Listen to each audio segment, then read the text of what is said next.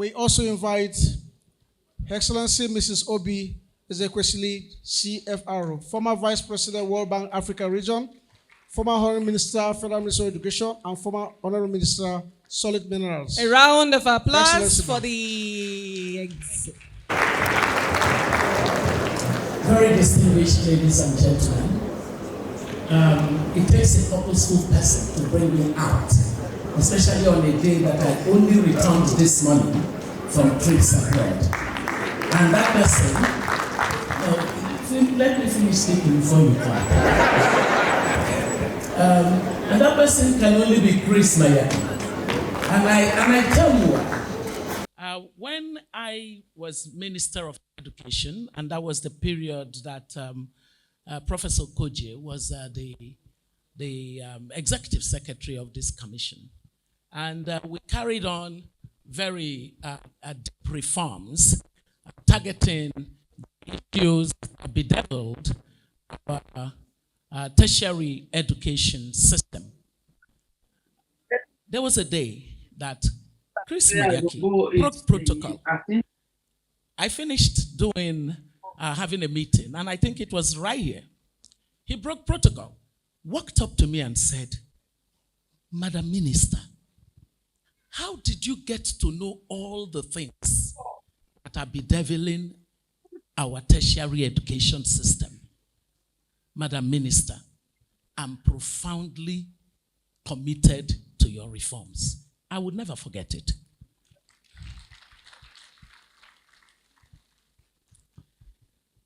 And then the months passed, and I then moved on. And Chris Maiyaki, just like Professor Koje, they never really moved on, because I would get to hear from them. And one thing that was very touching for me was the sense of humaneness that Chris Maiyaki always reflected.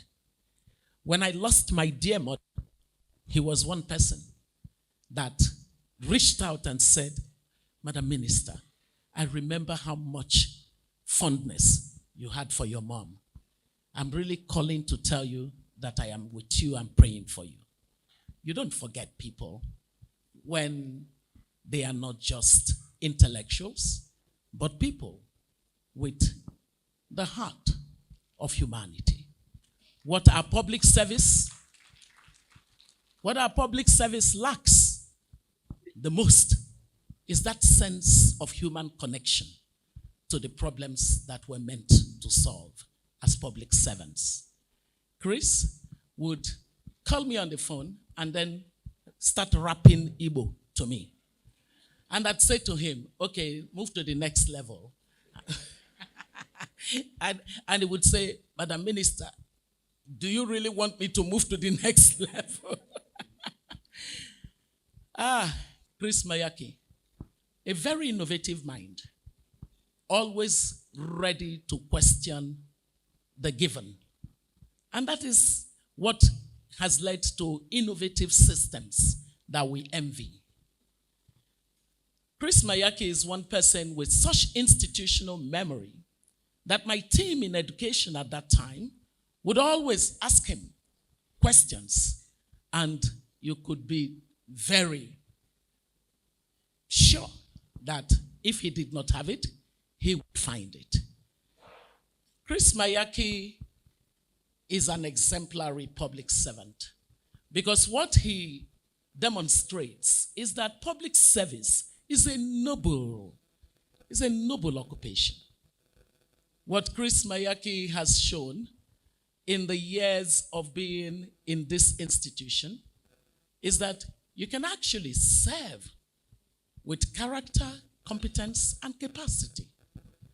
And anything that you eventually became in this place, you earned it, Chris.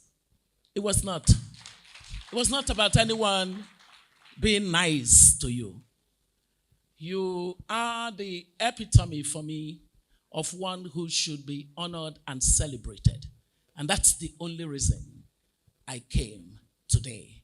When I said to my husband I would go, I had thought I missed this, turned out I didn't miss it.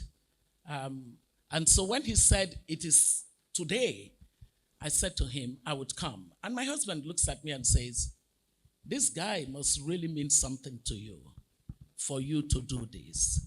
And frankly, you guys know I don't have time for social activities, but I had to come in order to publicly honor you, Chris, because you're most deserving to be honored.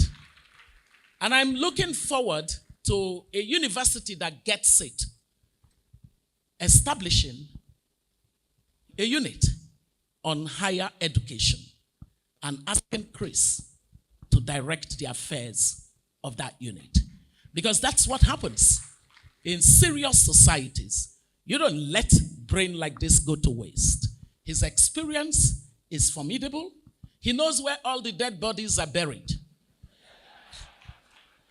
And that is valuable for any system, for any society. Chris, I bid you just a farewell from the issues of higher education. And I just really want to thank your family for sharing you as a public good with this country called Nigeria. I thank you all, and God bless you. Thank you very much, Your Excellency. Please, can we please put our hands for her?